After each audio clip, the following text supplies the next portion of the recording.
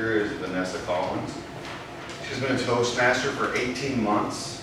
Today she is completing Project 10 in the Competent Communication Guide, Inspire Your Audience.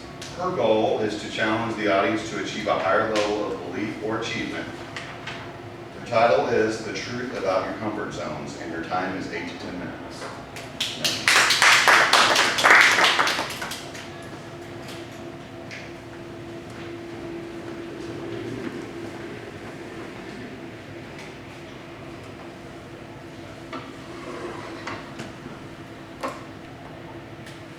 You'll notice that I moved the lectern back up against the wall. I have abandoned my notes. This is why I joined Toastmasters. This is what I wanted to be able to do. I wanted to be able to talk to a group of people in this type of setting and not hide behind notes and a lectern. Now, as a minister, if this was a Bible study group, that wouldn't be a problem. I could teach a Bible study, and even if you didn't believe in the Bible, I can make it fascinating for you. That's my comfort zone. This right here, this is not it. But why? Why do we label some things as comfort zones? What exactly is a comfort zone? An article that I read in Life Hacker said that a comfort zone is our behavioral space where our activities and our behaviors follow a certain pattern and routine that minimizes stress and risk. This results in mental stability, regular happiness, low anxiety, and minimal stress. Now I have a question for you. If our comfort zones are so wonderful, why do we yearn to get out of them? This is the truth about comfort zones. Are you ready? Yes. Comfort zones are not comfortable. We hate them deep down inside because they are boring. They are filled with mediocre tasks and low productivity. They do not give us mental security. They give us a number of questions about why can't I be better? Why can't I move forward? What is wrong with me? They don't give us happiness. They lead us down a spiral of depression. Low anxiety? Are you kidding me? Boredom breeds anxiety. When we're bored, we can't stay still. We do things that we wouldn't normally do otherwise. Sometimes when we're bored, we eat too much or we drink too much. Lack of stress? It is stressful when you realize that there are things that you want to do. There are goals that you want to accomplish, but you are afraid to get out of your comfort zone. Afraid. That word afraid. Second cousin to the word fear. Now, Jack Canfield says that everything we want is on the other side of fear. Now, this is coming from a man who received 144 rejection letters about his book, Chicken Soup for the Soul. And of course, we know that book went on to sell over 80 million copies in 37 different languages. Jack Canfield had to get out of his comfort zone, and he had to get over his fear.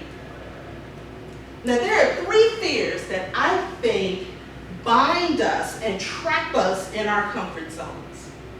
First is the fear of the unknown. We just don't know what the other side of our comfort zone looks like for us. But isn't it interesting? We can see and be comfortable for somebody else getting out of their comfort zone. Oh, it for us. But what about our comfort zones? Now, we may say our situations are different, and we have a ton of circumstances that make our situations unique. And yes, all of our situations are unique, but the same principles still apply. So how do we overcome the fear of the unknown? Well, you have two options. First, find out what's on the other side of the comfort zone. This research is pretty easy to do. Find people who have done what you're trying to do. Most of the time, they'll be thrilled to share their experiences with you. If you can't find that information, you're stuck with choice number 2. Step in blind. Just do it anyway. Instead of trying to focus with x-ray glasses what's on the other side of that door, step up to the door, open the door, step in, and see for yourself what's on the other side of your comfort zone. The second fear we have to overcome is the fear of failure.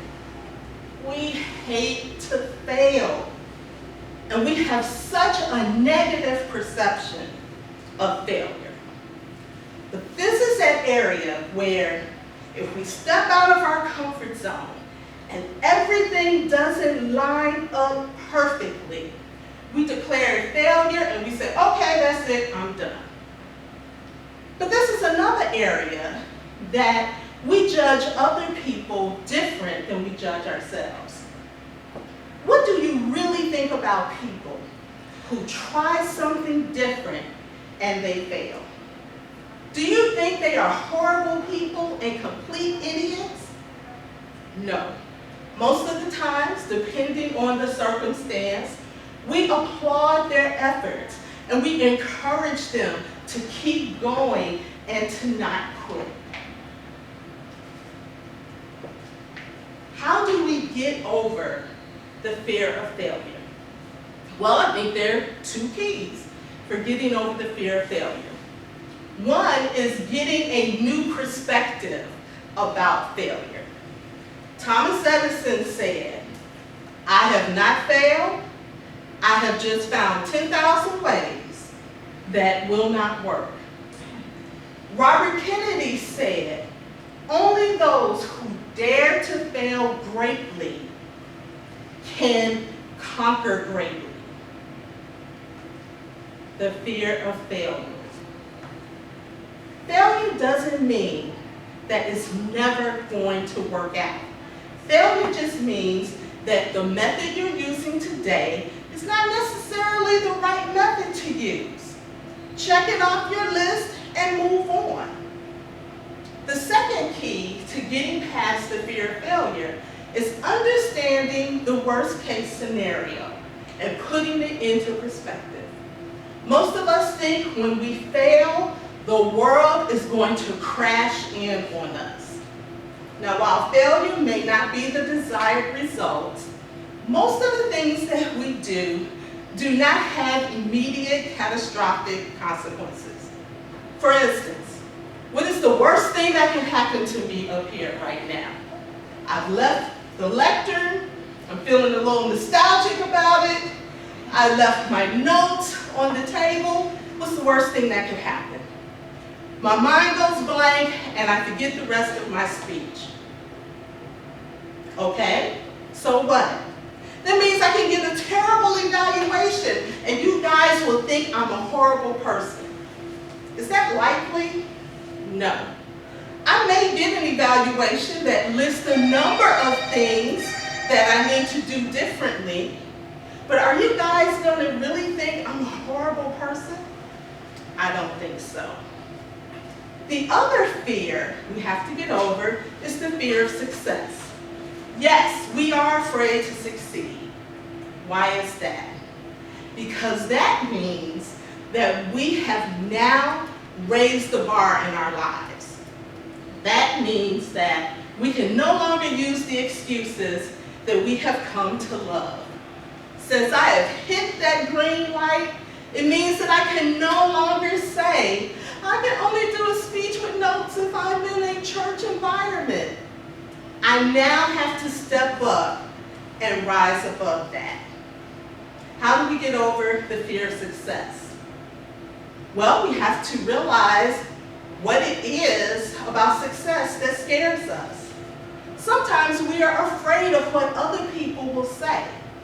When I was growing up, the words of doom that someone could say about you, if you got an A on a test, or if you got recognition from the teacher, and Gwen, you'll probably remember these words, look at her, she thinks she's something.